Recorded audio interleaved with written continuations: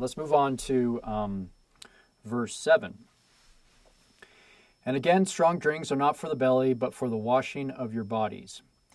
Strong drinks are not best consumed, but they do have a purpose, disinfecting. This is one part of the word of wisdom that the naysayers, I haven't heard anybody properly address that, because the washing of your bodies with strong drinks. That implies that there's a beneficial use for pouring alcohol on your body.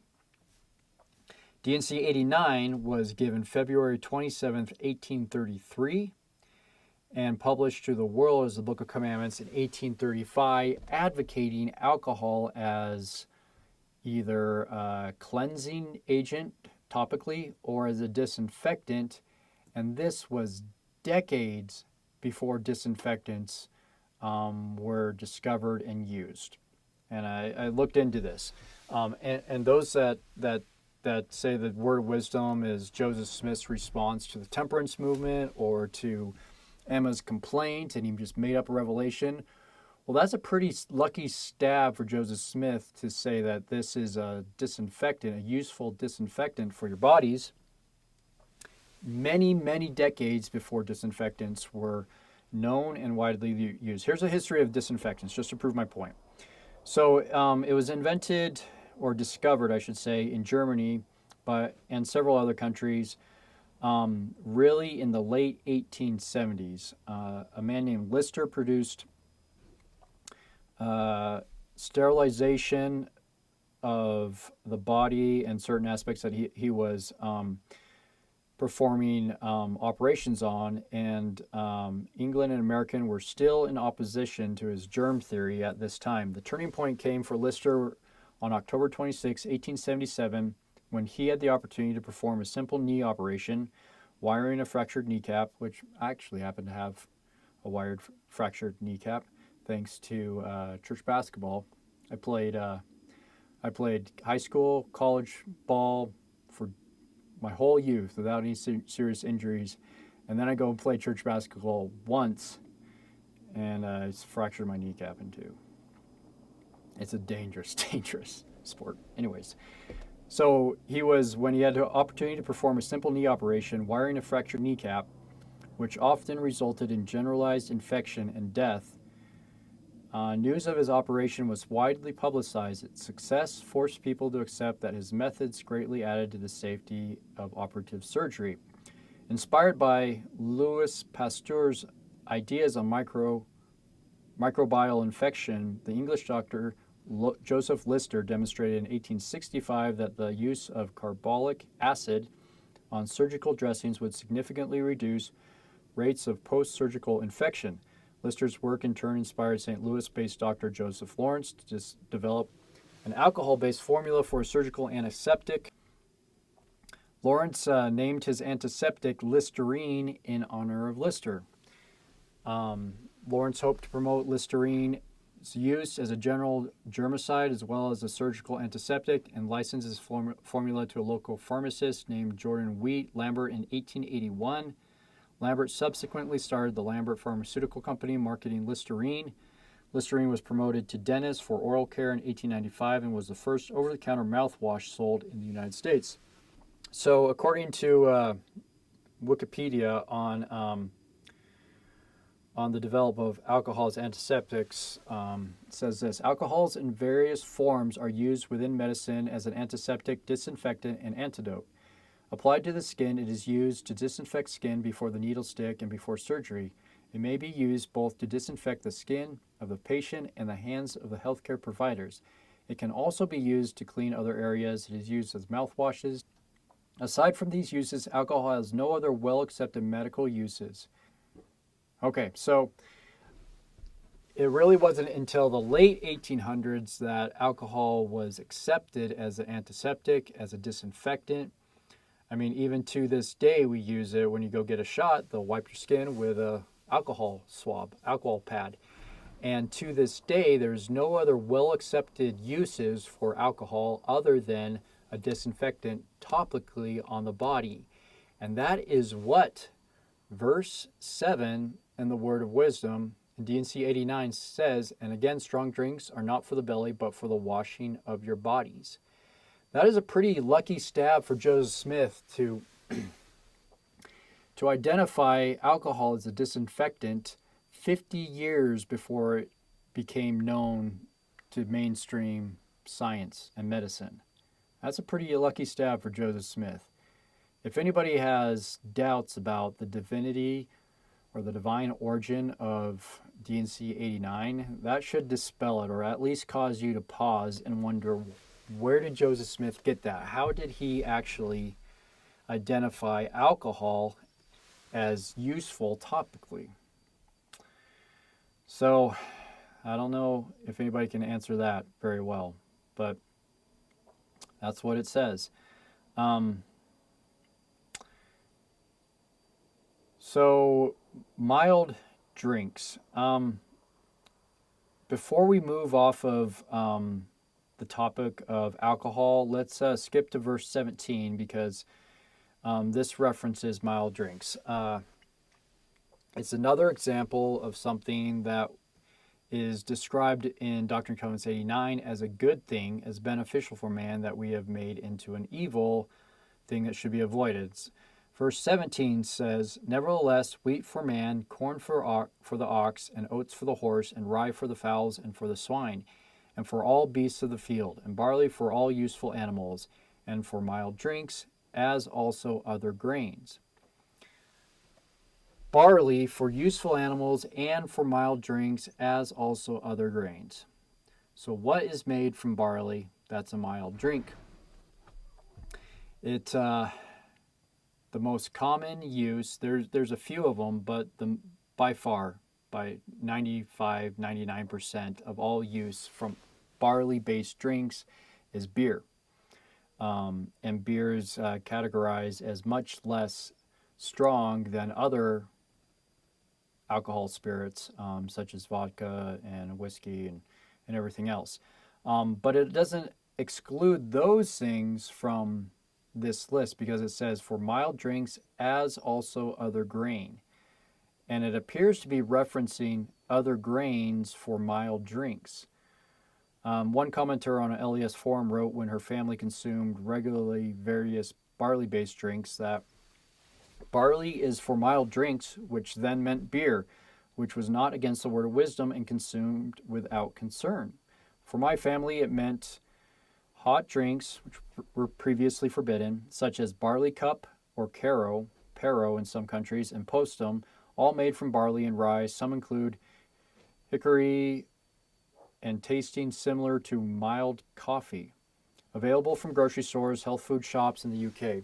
They are pleasant drinks and caffeine-free, however, they are taken hot. Once again, times change, and so do doctrines along with them. Well, doctrines only change through the interjection of the precepts of men. So let's take a look at mild drinks as beer. The commentary in Gospel Fundamentals stated, the revelation suggests that barley-based mild drinks such as beer may be permissible. As recently as 1901, Apostles Brigham Young Jr. and John Henry Smith argued that the revelation did not prohibit beer. However, LDS church leaders now teach that the consumption of any form of alcohol, including beer, violates the word of wisdom. Again, shifting views. But D&C 89 still states that barley is for all useful animals and for mild drinks and also other grain. So I looked up what else could be made from barley. The most predominant one and the most common one is beer, but there's also barley water, which is a tea, used as a tea. Barley tea is a roasted grain-based infusion made from barley, which is a staple across Korea, China, and Japan. It has a toasty flavor with slight bitter undertones. There's also barley wine, which is a style of strong ale between 6 and 11% or 8 to 12% alcohol by volume. It is also sometimes written as a word barley wine.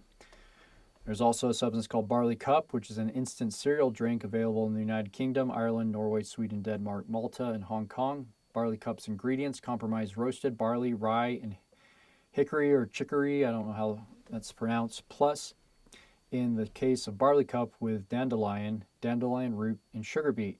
These beverages do not contain any artificial additives, lactose, or dextrose. Thanks to its taste and appearance, barley cup is considered to be a caffeine-free alternative to coffee. Beer. Beer is one of the oldest and most widely consumed alcoholic drinks in the world and the third most popular drink overall after water and tea. Beer is brewed from cereal grains, most commonly from malted barley, though wheat, maize, corn, and rice are also used. During the brewing process, fermentation of the starch sugars in the wort produces ethanol and carbonation in the resulting beer. The strength of modern beer is usually around 4 to 6% alcohol by volume, although it may vary between 0.5% and 20%, with some breweries creating examples of 40% ABV and above. There's also Café de Orzo and a few others. Caro Beverages, which is a brand of roasted grain drink, caffeine-free coffee substitute made of roasted barley, malted barley, chicory, and rye. It's manufactured by Nestle and was first introduced in West Germany in 1954. There's also Inca, a Polish roasted grain drink developed in the late 1960s. Inca has been produced in Skawina w Polsce since 1971, a center of coffee production since the early 20th century. And malt whiskey is also made from a fermented mash consisting primarily of malted barley, as well as Malta, and malted is a lightly carbonated malt. So there's several drinks, including malted milk, Ovaltine, Tablina, and others that are made from barley. But without question, the most consumed beverage made from barley is beer. And apparently, from a straight literal reading of verse 17, that barley is for all useful animals and for mild drinks, as also other grains. So what about other grains? What other grains can be made into mild drinks? Vodka is traditionally made from potatoes, but it can also be made from other substances like fruit and sugar. It can also be distilled from grain and then infused with different undertones. Whiskey is a type of distilled alcoholic beverage that's made from fermented grain mash, including barley, corn, rye, and wheat. Rum is one of the most loved alcoholic drinks. It's actually made by using the byproducts of sugarcane juice directly and then is distilled. The liquid is then aged in barrels.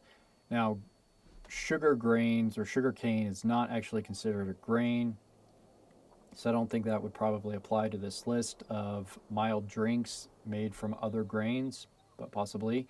Gin is similar to vodka. It gets its name from juniper berries, and it's made from juniper, coriander, citrus peels, cinnamon, almond, licorice, with neutral grain alcohol. All the flavorings in the gin are natural, and so there's lots of grains that can be made into alcohol, and it appears from verse 17 that if you make it into mild drinks, then that's permissible. That's actually the intent for which, one of the intents for which these plants were created. Now, you might have reservations about partaking of alcohol in any form. It just so happens that one of the staples of social circles of Utah County also contains up to 70% alcohol by volume, and it is widely distributed among Utah County and shared among specifically Latter-day Saints in Utah County. And what am I talking about that could be so widely distributed? That is multi-million-dollar businesses, and that is essential oils. Essential oils are used for medicinal purposes, and they primarily are infused oils in an alcoholic solution, because alcohol acts as facilitator. I can't remember the word exactly for it. It aids in blood flow, and so essential oils, either ingested or taken topically, have their effect faster and circulate through the body when they're infused in alcohol. And the alcohol also actually acts as a preservative for the oils themselves. And most of them, according to my research, and all of you that are into essential oils and the whole pyramid schemes regarding those might correct me, but they're 70% alcohol by volume. I think I told a story about I was at Education Week, and there was a guy that was hawking essential oils in his presentation and allowing people to come up and try it. And he essentially was advocating for oil-infused, flour-infused vodka on like 180 proof vodka that people could come up and try in the Wilkinson ballroom. Looking in proper context, there really is no or very little difference between high proof vodka and these essential oils, except that vodka is taken in larger volumes typically. However, I found that kind of amusing. All vanilla also has alcohol in it too. Anyway, so getting back to verse 17, so what constitutes mild drinks? Here's some commentary from certain people that have discussed this on online forums, on LDS forums, in this debate that's kind of representative of some of the sentiments here in the culture. One commenter wrote, I think mild barley drinks originally meant non or low alcoholic beer. In Germany, it is becoming more and more acceptable upon conversation to switch from light beer with 5 or 6% alcohol to dark malt or Kinder beer. These are considered to be health beers in Germany because of their rich nutritional content, and they contain only about 0.5 to 1% alcohol.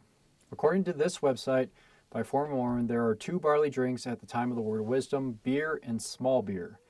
Beer had 5% alcohol and small beer had 1% alcohol. If this is right, then the qualifier mild presumably designated small beer. In response, another commentator wrote, there is a drink made of barley and unfermented hops called Malta that is very popular in Latin America countries and totally Mormon kosher. It's super high in carbs though and makes you, by which I mean me, fat. Another commenter wrote, when comparing strong drinks like whiskey with 40 to 75% alcohol, rum with 40 to 95% alcohol, and brandy with 40% alcohol, is it any wonder beer at 3 to 4% is considered a mild drink? This led to varying understandings of what the Word of Wisdom meant, leading to things such as 2 entries in my great-grandfather's journal where on one page a certain brother was tossed from the 70s quorum for habitual drunkenness, and on the next page, he, my great-grandfather, received a keg of whiskey in payment for some work he had done for another saint. Regarding who did what, Joseph Smith had a drink of coffee every morning for his entire life.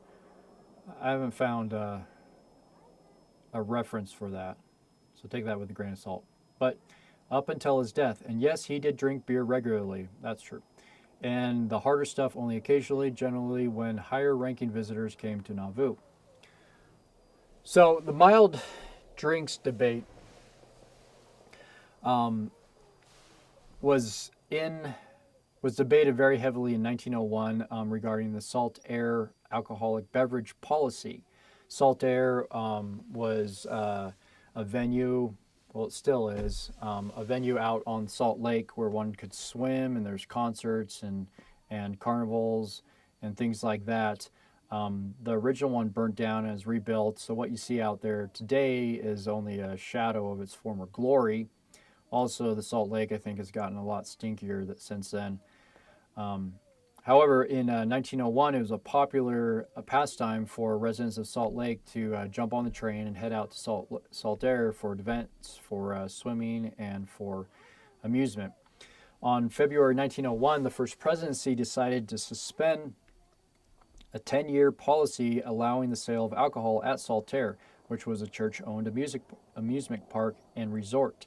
During a meeting on 11th of July 1901, consideration was given as to whether they should continue to sell beer at Saltaire, on whether stopping would invade the rights of the old saints who would go there and smoke their pipes and drink alcohol. They talked of the revelation speaking of barley for mild drinks, and considered whether beer was that intoxicating that it would be considered a mild drink. They felt it needed serious thought, and wondered if they had an extreme view of the word of the Lord. They considered German beer very light and mild, which would not intoxicate, whereas American beer was much stronger and would cause drunkenness. Eventually, they agreed Danish beer was not harmful or in violation of the word of wisdom, and released an official statement to that effect. No revelation appears to have been sought in clarification of the Lord's desires for his people. They chose what it meant to them at that time, according to this author. But on 14th of April 1904, the First Presidency and Apostles also decided to resume the sale of liquor at Saltaire due to the need for non-Mormon patronage. Within the 12, there was still dissension well into the 20th century. On the 2nd of April 1932, Heber J. Grant launched a campaign again. The use of tobacco was part of his emphasis on the word of wisdom. Early the following month, Apostle Stephen L. Richards stated to the First Presidency and Quorum of the 12 Apostles that he would resign rather than apologize for a general conference talk in which he claimed the church was putting too much emphasis on the word of wisdom. Before the end of the month, Richards had confessed his errors and thus retained his position. I've been trying to find that talk by Stephen L. Richards. I haven't looked really hard, but if anybody comes across it, I'd be interested in reading it, if there's a transcript anywhere from 1932. So the conclusion is nobody really knows, apparently, either lay members or leaders of the church, what constitutes mild drinks. What percentage of alcohol in beer constitutes mild drinks? Beer made from barley or other grains. Even if it's 0.5% alcohol by volume. Apparently, the position of this church today is nothing that contains alcohol is permissible under the word of wisdom interpretation currently. However, essential oils, which are 70% alcohol by volume, are. So what do you do from there? I don't know where to go from there, honestly. So I'm just going to move on. Verse 8. Now we're getting into tobacco. And again, tobacco is not for the body, neither for the belly, and is not good for man, but is an herb for bruises and all sick cattle, to be used with judgment and skill. So this is a story. The story of tobacco is definitely a story about something that was considered very good and holy, made into something bad. The history of tobacco is pretty interesting. According to the Journal for the Royal Society of Medicine, the tobacco plant Nicotiana has probably been responsible for more deaths than any other herb. At present, tobacco smoking is causing over 3 million deaths a year worldwide.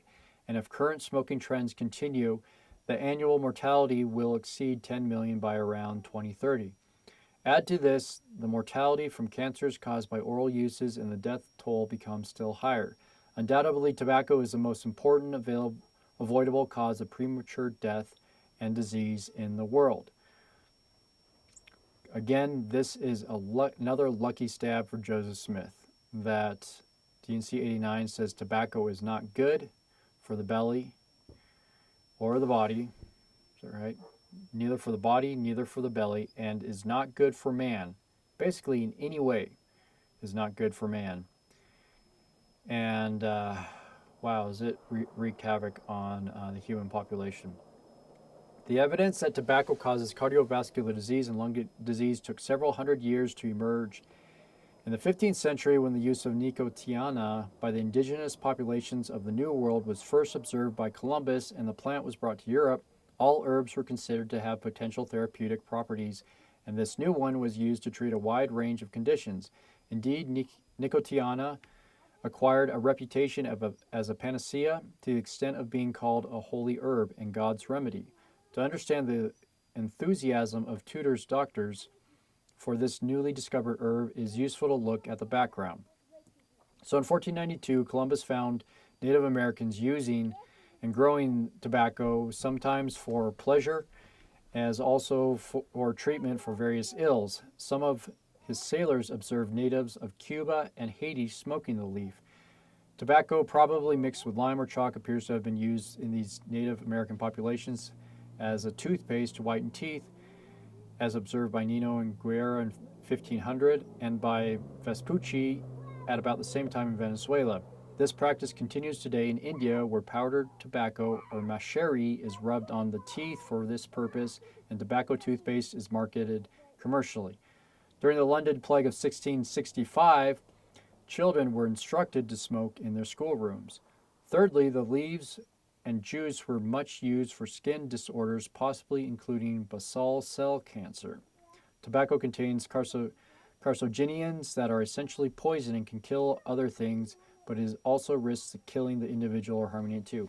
So, tobacco led to these varying medical opinions early on as a beneficial herb because it's essentially a poison and it will kill other organisms, infections and diseases and things like that. It can have an effect on that. However, overall, because it's a poison, if it's not very carefully used and administered, it usually has detrimental consequences to the person who's trying to use it for medicine. Brigham Young affirmed that tobacco was to be used for bruises and sick cattle, and I have not been able to find much regarding bruises and sick cattle, specifically bruises. I thought about doing an experiment by bruising my arm in two places and then using tobacco leaves and seeing if it helped bruises heal. However, I couldn't find tobacco leaves and decided not to do that. However, with sick cattle, there are historical references to that. Tobacco taken internally, according to somebody who posted on an LDS forum, tobacco taken internally kills some types of parasites. Boiled, it can also produce a tincture that is supposed to be beneficial for some types of skin ailments. The tincture can also be used as a natural insecticide or insect repellent. In my own family, my grandfather from New Mexico was a shepherd as a young man in the early 1900s. He claimed that if you circled the outside of your tent or bedroll with tobacco, the snake would not cross the line. I grew up on a tobacco farm. My grandfather used to put cured tobacco in the dog's bed to get rid of fleas. And then several other people stated that they remembered using tobacco to treat intestinal worms in cattle. So there apparently seems to be something to that. How useful it is today, I don't know. But the one thing that I get from verse 8 is that tobacco is not good for man. Not for the body, neither for the belly, and it's not good for man. And that should be taken as face value, and obviously it is. And we've seen the consequences of using it in various forms. Now, in the early 1800s, tobacco was still being used medicinally for all treatments of all sorts of things. So this was in direct contradiction to the medical literature of the day, that tobacco could be used for treating lots of different things. And the Lord stopped that by saying, nope, this is not good. Don't do it. So that's a pretty good stab in the dark for Joseph Smith, that medical profession is just beginning to understand how bad it actually is, how not good it really is. However, Though Young encouraged Mormons to follow the Word of Wisdom code, the church was tolerant of those who did not follow it. In 1860, he counseled those chewing tobacco in church meetings to at least be discreet and not excessive, but did not charge users with sin. By 1870, however, he ended the practice of chewing and spitting tobacco in the Salt Lake Tabernacle. They had spittoons installed in the Salt Lake Tabernacle, which have since been removed. That might raise for some awkward questions for the missionaries giving the tours. What are these doing there? I thought you guys didn't believe in tobacco. Well, depends on who you ask, right? Verse 9, moving on. So verse 9, and again, hot drinks are not for the body or the belly. The church historian's analysis of this states, Oliver Cowdery, for example, justified his drinking tea 3 times a day during the winter of 1837-1838 on grounds that he was sick. Leaving Nauvoo, Illinois, in ill health in the fall of 1839, Brigham Young and others availed themselves of tea and tonic bitters, which church members had prepared for them because of their sickness. While it is unclear how closely Joseph Smith intended Nauvoo city ordinances to correspond to his understanding of church standards, it may be significant that as a city councilman he voted for an ordinance prohibiting the sale of liquor in less quantity than a quart, excepting on the recommendation of a physician duly accredited in writing. Now that city ordinance, I'm disappointed to see that they failed to mention, was quickly repealed within the year after that was put in place. And I don't know, I talked about that more in part 1, the historical analysis of the Word of Wisdom. Anyways, the Joseph Smith's paper summary commentaries. Among the members of the Church of Christ, there was apparently some question as to what the revelation meant by hot drinks, prompting Joseph and Hiram Smith, according to one reminiscent account, to explicitly identify coffee and tea at a meeting in Kirtland in July 1833 as hot drinks prohibited by the revelation. That's useful, but what was Joseph Smith and Hiram Smith referring to? Hot drinks, tea and coffee as the substance, or as the main drinks that were taken hot, temperature-wise? That's the debate. According to the LDS Church website, they posted a statement saying that the church does not prohibit the use of caffeine, and the Faith Health Code reference to hot drinks does not go beyond tea and coffee. One LDS commenter commented, I've heard multiple interpretations that the warning is about the lead content in the mugs, which leaches into the drink when hot drinks are put into them, that eventually coffee plantations would be tainted with chemical pesticides, making the tea leaves and coffee beans small amounts of poison to the caffeine content of those drinks is what makes it harmful. Wow, that's speculation that's going down way out into left field. Hot drinks is such, there's no other reference really in Scripture except for that reference Christ states that because you're neither cold nor hot, I will spew you out of my mouth. But that's not in reference to this. I can't find any other references in Scripture about hot drinks, so it really leaves it open to interpretation. And that's where we get so many different varying interpretations all over the place. So according to this blogger, caffeine is in not any sense a food, but as a stimulant must be classed with tobacco, opium, and other substances. Owing to its action on the heart and circulation, the body becomes heated, and in that sense, the solution of caffeine is a hot drink, according to John A. Widsoe, Joseph Smith as a scientist. That's his interpretation. That's where he goes. So the question is, what is the most hot among these lists that he provides? Starbucks double shot coffee, which is superheated to a critical pressure of 705 degrees Fahrenheit and drunk in hell's fiery furnace from a cup made of molten lava. Option 2, green tea, scalding hot at boiling temperature about 212 degrees Fahrenheit. 3, Mountain Dew at room temperature. 4. Iced triple latte coffee chilled with ice cubes to just above freezing temperature, about 32 degrees. Or 5. Monster M3 energy drink, frozen solid combined with dry ice and dipped in liquid nitrogen, eaten in Antarctica by chewing, chomping, using an ice pick and chisel. This clever blogger says the correct answer is E. All of these drinks are hot, but such a frozen Monster M3 energy drink, according to the definitions given in 8th Webster's Dictionary and Elder Widsoe above, is most definitely proven to be the hottest drink.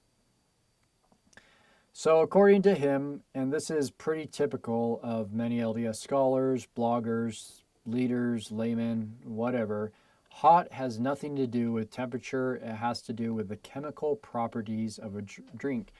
And I have to admit, I was on this bandwagon for a while trying to justify this interpretation. I looked up Noah Webster's 1828 definition of hot, and down on the list of what hot meant at the time the Revelation 1833 Word of Wisdom was given, one of the definitions is stimulating. And I was like, aha, stimulating. That's what the Lord meant. He meant stimulating in reference to the caffeine content of tea and coffee. And there we go. Now we know what hot is. However, in February 1834, Joseph Smith proposed a revolution before the High Council of the Church that stated, no official member in this church is worthy to hold an office after having the word of wisdom properly taught him, and he, the official member, neglecting to comply and obey it. This resolution was accepted unanimously in the council. So what is properly taught? And can we look to Joseph Smith's example as someone who was properly taught the word of wisdom? If anybody was properly taught the word of wisdom, it was probably Joseph Smith, because he was actually given the word of wisdom through his gift of revelation. So Smith recorded at various times in his life, in his personal journal and elsewhere, drinking tea, beer, and wine. According to Joseph Smith's own testimony, if he was properly taught the word of wisdom and was worthy of maintaining his church office, apparently the consumption of coffee and tea was not part of that being properly taught, because he consumed that throughout his life. In fact, I told you earlier the account of Emma offering an old woman tea after a long, arduous journey. When they came to the Smith home, she asked if she'd like to refresh herself with some tea or coffee.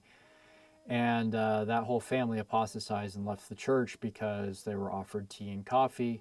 And according to obviously their interpretation of the word wisdom, that was against God's will. Obviously the whole church must be false because of that.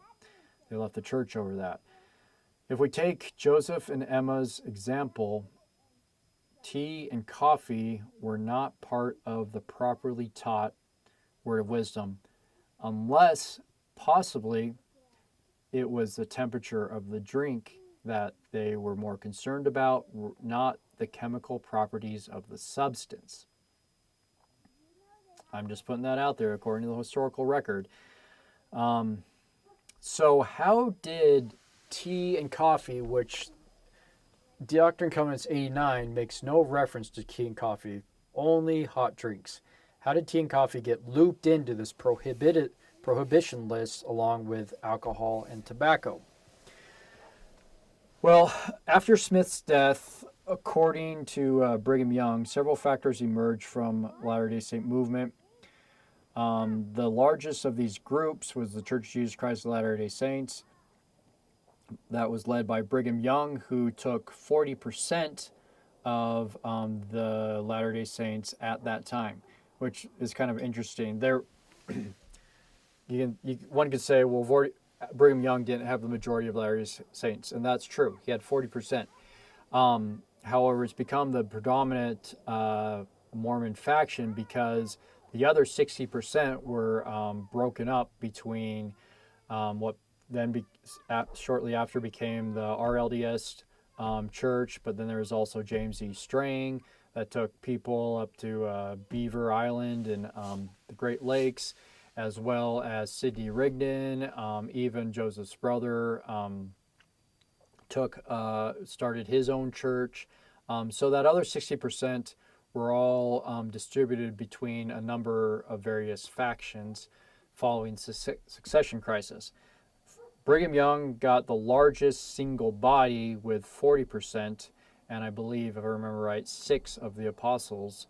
The other 6 were not following him. And at a general conference of Brigham Young's church in September 9th, 1851, Brigham called on all the attendees to leave off the use of items mentioned in the Word of Wisdom, specifically tea and coffee for the women and alcohol and tobacco for the men. The patriarch, John Smith, rose to speak on the Word of Wisdom and urged the brethren to leave off the using of tobacco and those things. President Young rose to put the motion and called on all the sisters who would leave off the use of tea and coffee to manifest it by the raising of the right hand. It was seconded and then carried. And then the following motion called on all the boys who were under 90 years of age who would covenant to leave off the use of tobacco, whiskey, and all things mentioned in the Word of Wisdom to manifest in the same manner, which was carried unanimously. The patriarch, John Smith, then said, "May the Lord bless you and help you keep all of your covenants. Amen." It appears that that was viewed...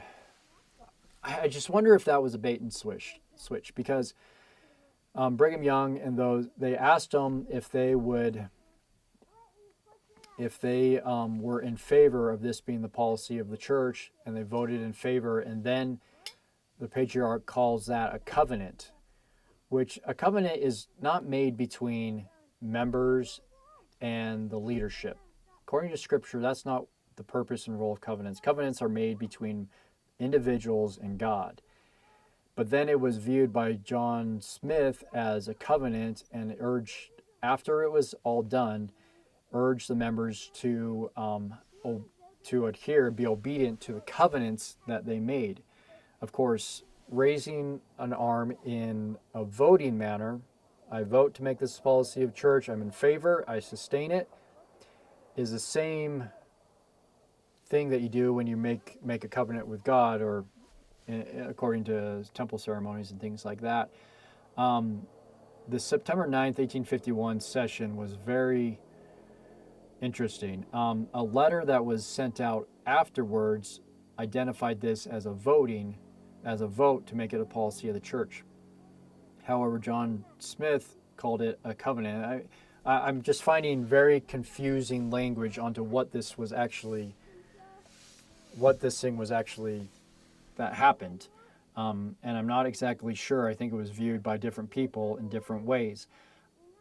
What's important probably is how it was viewed by subsequent presidents of the church, because people like Joseph Fielding Smith referred to the 1851 conference as when the Word of Wisdom observance concerning those 4 items specifically was made a commandment.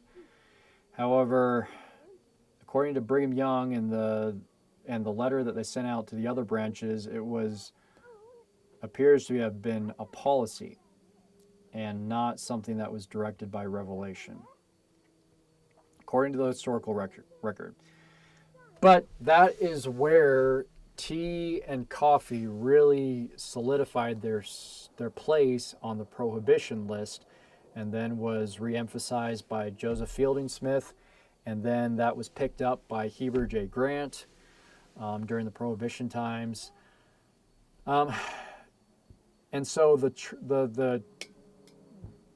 the trail that I've found regarding tea and coffee being prohibited leads back through presidents of the church to this 1851 conference that appears to have been based on the Council of the Leaders, who they themselves did not state that this was God's commandment. So the trail to look for commandments of the Lord regarding tea and coffee, I've run into a dead end. That's just being honest with you. I've run into a dead end. I've not found anything to support that. and yet has persisted as not only the policy of the church, but teachings as a commandment. And it seems to go back to this 1851 General Conference. So if it's not caffeine, which they knew nothing about back then what is it about coffee and tea that has led leaders of the church to ban it entirely among the membership and make it a prerequisite for things like baptisms and temple recommends and getting priesthood ordinations? And anytime the church has a blessing to issue in some way, they hold coffee and tea over your head as a barrier, as a wall that you have to conquer in order to receive those blessings. So I've been trying to figure out, why is coffee and tea singled out specifically in our culture as being so bad? And so I started thinking about, well, if it's not the substance, if it's not caffeine specifically, what could it be? I went down the lines, to be honest, of trying to support this idea that it is caffeine, even though caffeine was not known for back then. And I went to Webster's 1828 dictionary, Noel Webster's dictionary, and looked up the definition of hot and found that down on the list of definitions was stimulating. And I was like, there it is. That's what the Lord really meant, was stimulating. And then built this whole case for coffee and tea that many elders have done based on the definition of hot being stimulating. Then I read all these blog articles like that person that dissected even more, and they're like, okay, well, it's Monster energy drinks because they have this ingredient is what the Lord meant. When he meant hot, he didn't really mean hot. He meant stimulating. And this one troubled me for a long time. For the last couple of months, I've been like talking to a lot of people about it and been looking everything I possibly can. And when it came down to it, there are many, many things that are more harmful than caffeine. And caffeine is actually beneficial under some circumstances. Habitually, of course, it's not. But people were citing, like President Hinckley did at the beginning, scientific studies showing the harmful side effects of long-term caffeine consumption. And the church has gone in and out of belief or in and out of agreement with that supposition that it's caffeine. It was a policy for a while, and then that was changed and it was moved back. And they said currently that they don't have anything against caffeine, only coffee and tea. So it just sows a lot of confusion. And when I came down to it, I'm just like, I started dissecting and changing the meaning of the very words in there. And the question that I couldn't answer honestly is, if the Lord meant stimulating drinks, why didn't he say stimulating drinks? Why did he say hot, which is only referenced to stimulation under a stretch of the definition, a pretty big stretch of the definition? Why would the Lord purposefully confuse us or be ambiguous about the meaning of hot? Like, could it just simply mean hot, the temperature?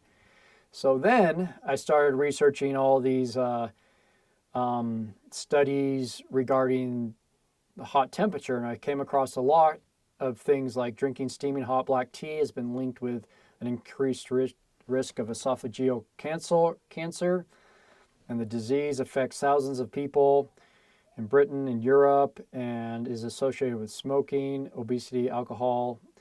And then I found all this other research.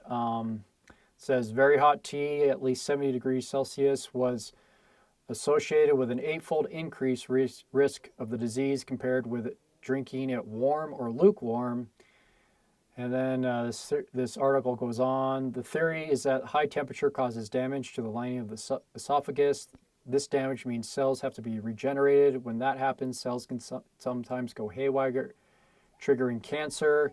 The same things happens with acid reflux. One very hot drink would be enough to scald the throat and gullet and damage the cells. So that article, and then I came across others that says coffee's effect on the gut, higher stomach acidity, encourages acid reflux, aggravates IBS and other bowel disorders, raises the chance of food rotting in the gut, overstimulates intestinal wave action. Another article in a medical journal, is your morning coffee killing your probiotics?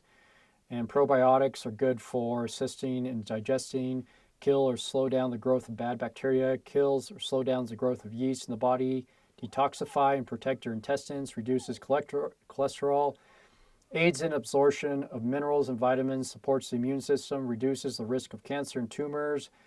Anyways, there's a whole list of things that probiotics do. Another article, here's how drinking hot tea could increase your risk of cancer. Anyways, I got this whole section. Could your digestion be a matter of degree? Arguing that to properly digest and break down food, it has to be at a specific temperature to do it most efficiently, just like composting does. And adding hot drinks, it's harder for the body to get rid of heat than it is to warm from something that's cold.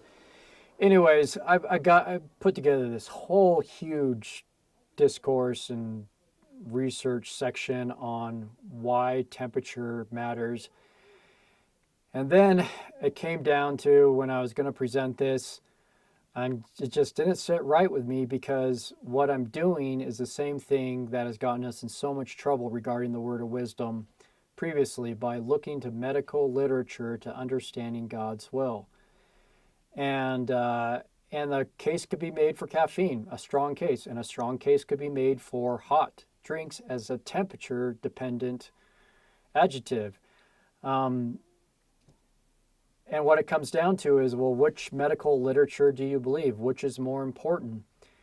And when it came down to it, I'm just like, I don't feel good about either of them.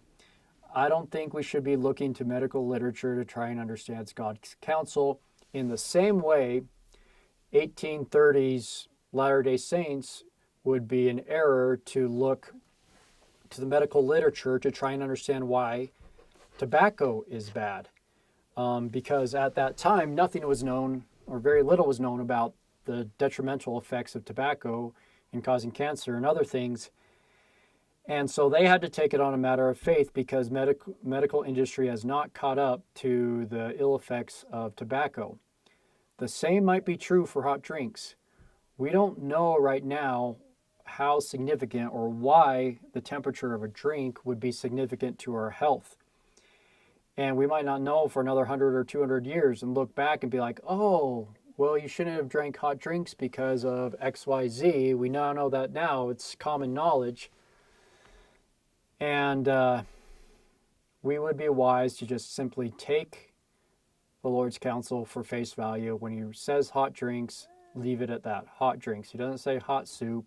He doesn't say, I got into this discussion with somebody online about this.